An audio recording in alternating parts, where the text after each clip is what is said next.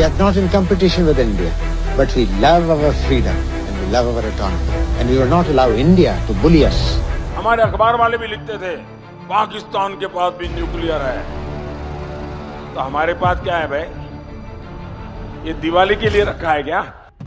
18th May 1974.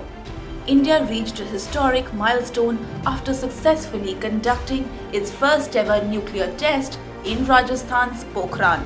The code name of the nuclear test, Operation Smiling Buddha. The bomb was detonated on the army base Pokhran Test Range in Rajasthan by the Indian Army under the supervision of several key Indian generals. It was the first confirmed nuclear weapons test by a nation outside the 5 permanent members of the United Nations Security Council. What happened next was history.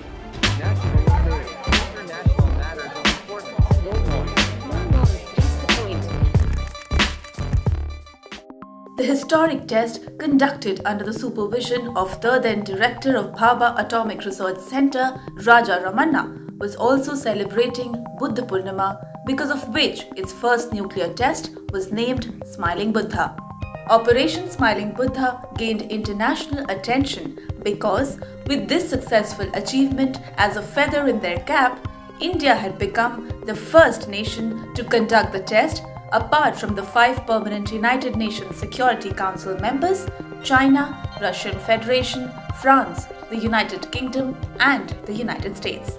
After the test was successfully done, Dr. Ramanna called then Prime Minister Indira Gandhi and told her, "The Buddha has smiled."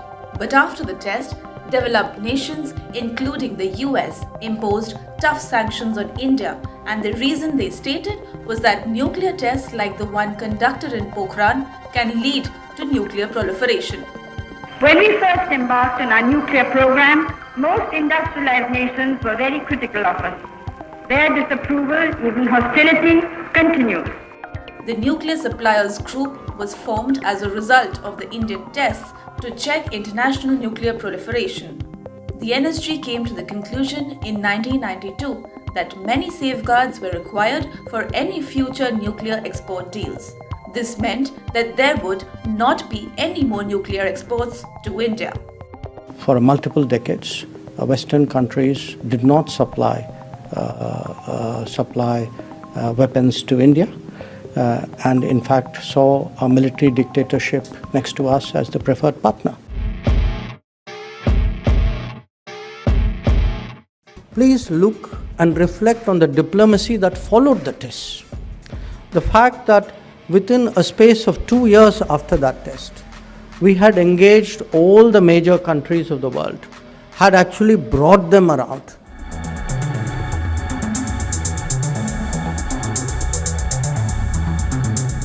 After West imposed sanctions on India's nuclear tests, Pakistan accelerated its nuclear program in response. Project 706, also known as Project 786, was the code name of a research and development program to develop Pakistan's first nuclear weapons. The program was initiated by then Prime Minister Zulfikar Bhutto in 1974 in response to the Indian nuclear tests conducted in May 1974.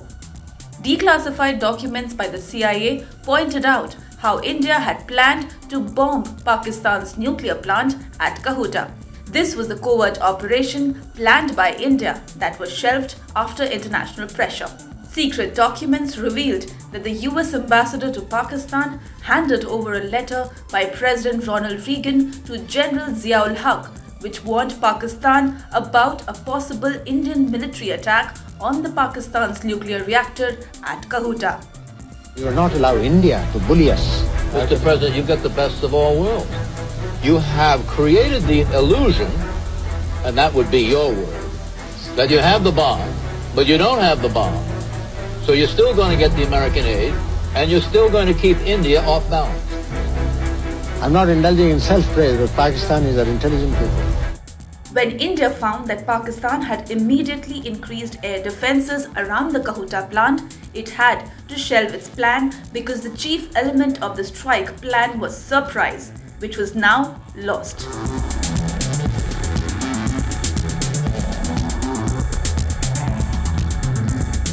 Former Pakistani Prime Minister Zulfikar Bhutto had declared in the 1970s that Pakistan will eat grass and even go hungry, but it will develop its own atom bomb. These words, muttered decades ago, unfortunately turned prophetic recently. Today, Pakistan has its nuclear bombs and its people are hungry too. Pakistan, which was ravaged by unprecedented floods in 2022, is on the verge of default and is facing its worst food crisis in decades, with thousands of people battling for basic food items like flour, sugar, and meat. Stampedes and riots have been reported in several provinces. Prices of wheat in these provinces have shot up to as high as over 3,000 Pakistani rupees for a 20 kg bag, leading to stampedes as people want to stock whatever quantity they could lay their hands on.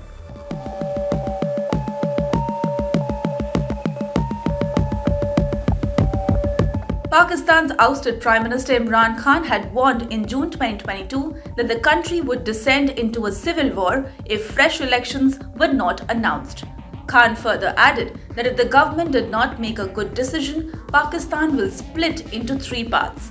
The former Prime Minister back then also warned that Pakistan could soon lose its nuclear deterrent capabilities too. मैं आपको sequence बता देता हूँ ना, ये जब से आए हैं रुपया गिर रहा है, स्टॉक मार्केट, चीज़ें महंगी, डिफॉल्ट की तरफ जा रहा है पाकिस्तान। अगर हम डिफॉल्ट कर जाते हैं, इसका मतलब पाकिस्तान बैंकरप्सी की हो जाता है। सबसे बड़ा इदारा कौन सा है जो हिट होगा? पाकिस्तानी फौज। जब फौज हिट होगी तो जो उसके बाद हमारे से कंसेशन क्या ली जाएगी, जो यूक्रेन से उन्होंने ली थी डीन्यूक्लियराइज करने की। सबसे बड़ा तो मसला उनको, हमारी वाहिद मुसलमान मुल्क है जिसके पास न्यूक्लियर डिटरेंट है, जब वो चला गया फिर क्या होगा? मैं आपको आज कहता हूँ पाकिस्तान के 3 हिस्से होंगे।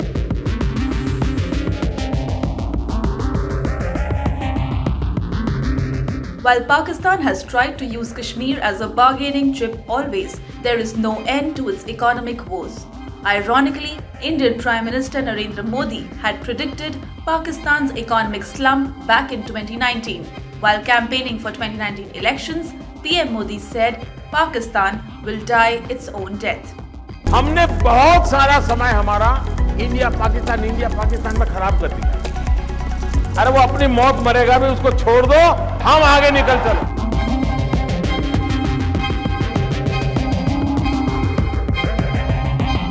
Meanwhile, terror group Tehreek-e-Taliban Pakistan, also known as the TTP, lashed out at Pakistan Army and government over the severe economic crisis. This as Pakistan government has accepted all IMF conditions for the revival of its loan program.